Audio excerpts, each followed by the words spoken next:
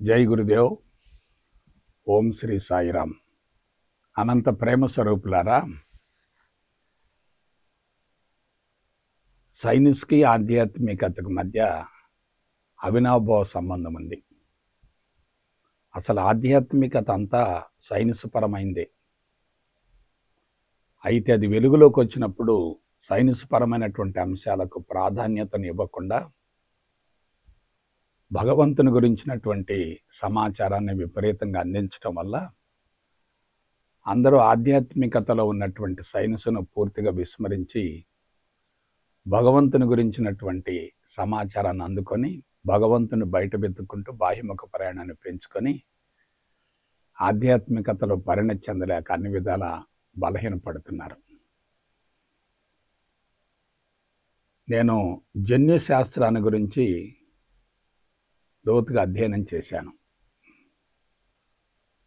కొన్ని దశాబ్దాలు దాన్ని విద్యార్థులకు బోధించాను. జన్యు శాస్త్రం అంటే ఏమిటి? జీనులకు సంబంధించినటువంటి శాస్త్రాన్ని జన్యు శాస్త్రం అంటారు. మానవ జీవితం ఎలా మొదలవుతుంది? రెండు అర్ధబీజాల కలయికతో ఏర్పడినటువంటి కారణ శరీరం ద్వారా సంయుక్త బీజం ద్వారా ఏర్పడుతుంది. కారణ శరీరం అంటే ఒక విత్తనం, సంయుక్త బీజం అంటే రెండు అర్ధబీజాల కలయికతో ఏర్పడినటువంటి పరిపూర్ణమైనటువంటి బీజం. సంయుక్త అంటే రెండు కలిస్తే సంయుక్తం అవుతుంది. అయితే అందరూ కూడా కర్మలు అంటుంటారు. ఏదైనా చెడు జరిగితే పూర్వజన్మలో నేను చెడు చేసుకున్నాను కాబట్టి నాకు అది సంక్రమించింది, అది జరిగింది అని చెప్పి అంటూ ఉంటారు. మంచి జరిగితే పూర్వజన్మ సుకృతం అంటారు. ఈ సుకృతం ఎక్కడుంది, చెడు ఎక్కడుంది? ఒకసారి ఆలోచించండి. మానవ జీవితం ఎలా మొదలవుతుంది? రెండు అర్ధబీజాల కలయికతో ఏర్పడుతుంది. అర్ధబీజాల కలయికతో జీవితం మొదలవుతుంది. పురుషుడు నుండి అర్ధబీజం వస్తుంది, దాన్ని శుక్రకణం అంటారు. స్త్రీ నుండి మరొక అర్ధబీజం వస్తుంది, దాన్ని అండం అంటారు. ఈ అండం స్త్రీ యొక్క గర్భాశయంలో పెరుగుతుంది. ఆ శుక్రకణంలో ఏముంటాయి, అండంలో ఏముంటాయి? శుక్రకణంలో 23 క్రోమోజోములు ఉంటాయి. అండంలో కూడా అటువంటి 23 క్రోమోజోములు ఉంటాయి. 23 + 23 46, అంటే 23 జతల క్రోమోజోముల ద్వారా ఆ సంయుక్త బీజం ఏర్పడుతుంది, కారణ శరీరం ఏర్పడుతుంది. ఇక అసలు విషయానికి వద్దాం. కారణ శరీరంలో ఉన్నటువంటి ఆ కర్మల్ని సంచిత కర్మలు అంటారు. కారణ శరీరంలో తల్లిదండ్రుల ద్వారా బిడ్డలకు సంక్రమించినటువంటి కర్మల్ని సంచిత కర్మలు అంటారు.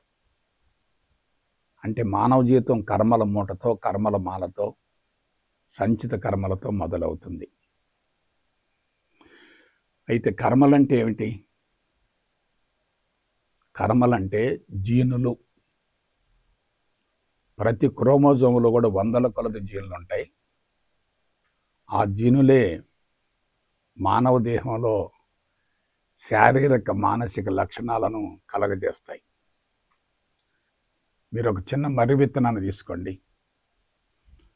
మర్రి విత్తనం సూక్ష్మాతి సూక్ష్మంగా ఉంటుంది. అటువంటి మర్రి విత్తనం నుండి వచ్చేటటువంటి మర్రి వృక్షం అనంతంగా పెద్దదిగా ఉంటుంది కదా, వేల సంవత్సరాలు కొనసాగుతుంది కదా. మర్రి విత్తనపు పరిమాణం ఎంత? మర్రి చెట్టు యొక్క సైజు ఎంత? ఒకసారి ఆలోచించండి. సూక్ష్మమైనటువంటి మర్రి విత్తనంలో భవిష్యత్తులో వ్యక్తీకరించబోయేటటువంటి అనంతమైనటువంటి మర్రి వృక్షం నిక్షిప్తమై ఉంటుంది కదా. మరి మానవుడు కూడా అందుకు భిన్నమేమి కాదు కదా. మానవ జీవితం కూడా విత్తనంతో మొదలవుతుంది కదా. ఆ విత్తనాన్ని మనం ఏమంటున్నాం? కారణ శరీరం అంటున్నాం, కాజల్ బాడీ అంటున్నాం.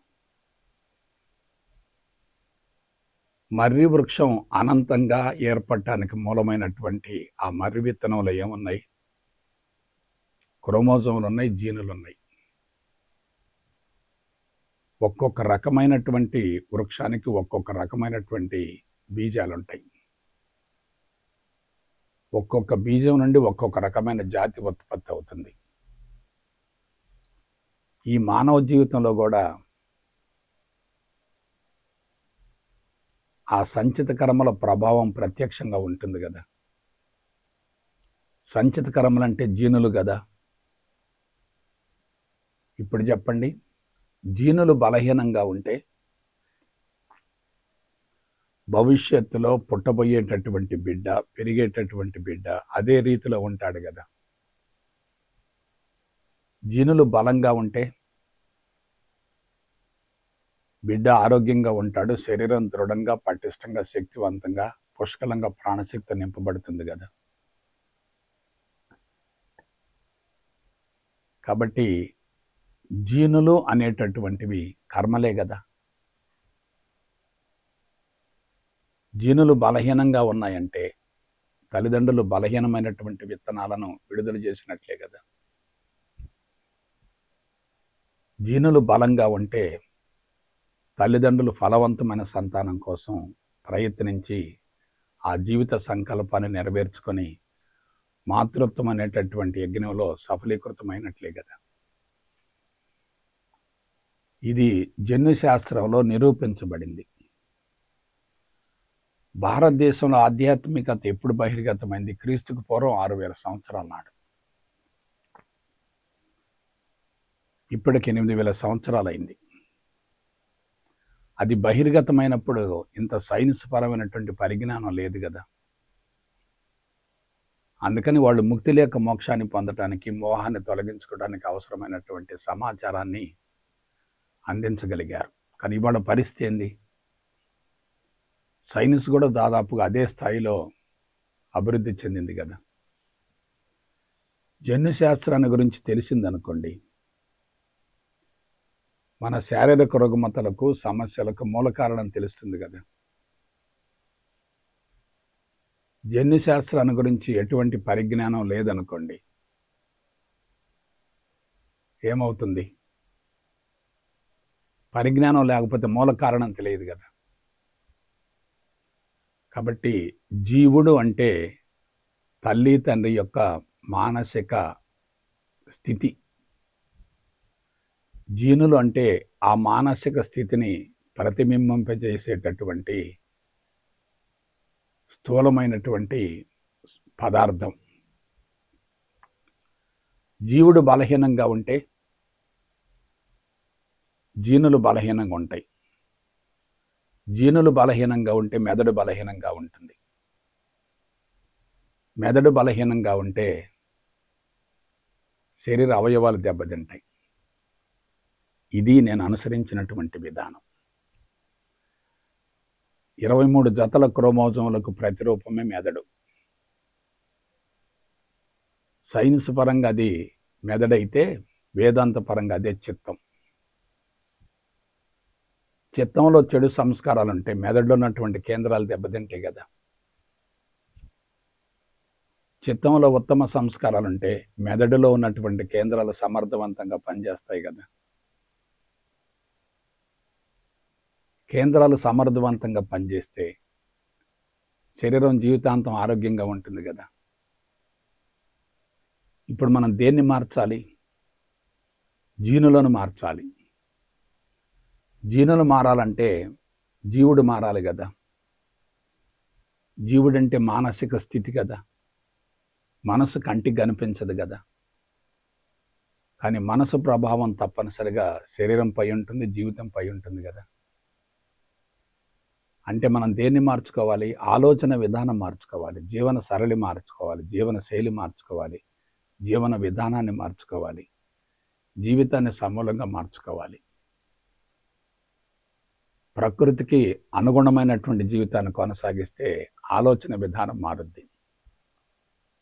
ప్రకృతికి విరుద్ధమైనటువంటి జీవన విధానాన్ని కొనసాగిస్తే ఆలోచనలు ప్రమాదకరంగా ఉంటాయి. కాబట్టి నేను విజయవంతం కావటానికి, ఆధ్యాత్మికంగా పరిణతి చెందటానికి మూల కారణం జన్యుశాస్త్రాన్ని గురించి ఎంతో కొంత మేరకు అవగాహన ఉండటమే.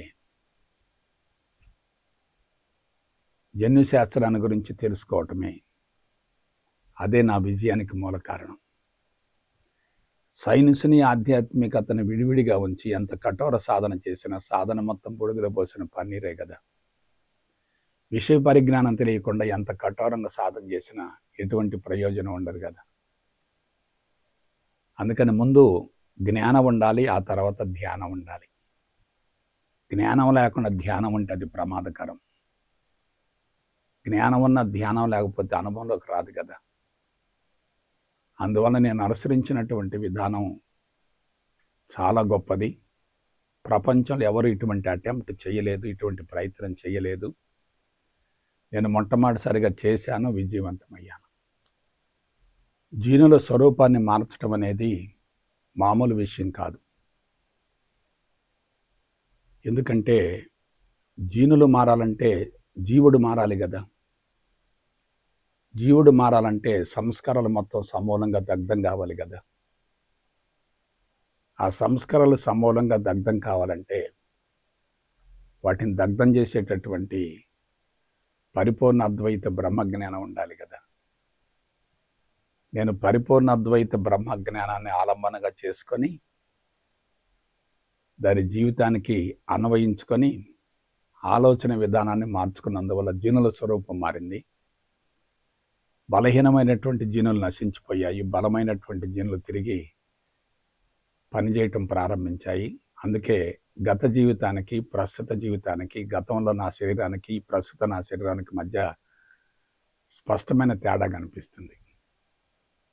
ఇది నా కోసం రూపొందించబడ్డటువంటి విధానం కాదు.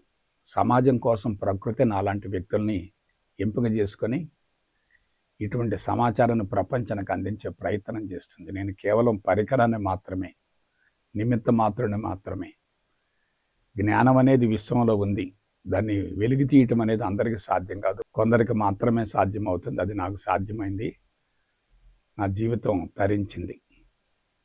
కాబట్టి నేను అనుసరించినటువంటి విధానాన్ని, నేను అందించేటటువంటి విధానాన్ని జాగ్రత్తగా విశ్లేషించుకొని, అవగాహన గావించుకొని, అధ్యయనం చేసి జీవితానికి అన్వయించుకుంటే జీవితం తప్పనిసరిగా ధన్యమవుతుంది, సద్వినియోగపడుతుంది, సార్థకమవుతుంది. అందులో ఎటువంటి సందేహం లేదు.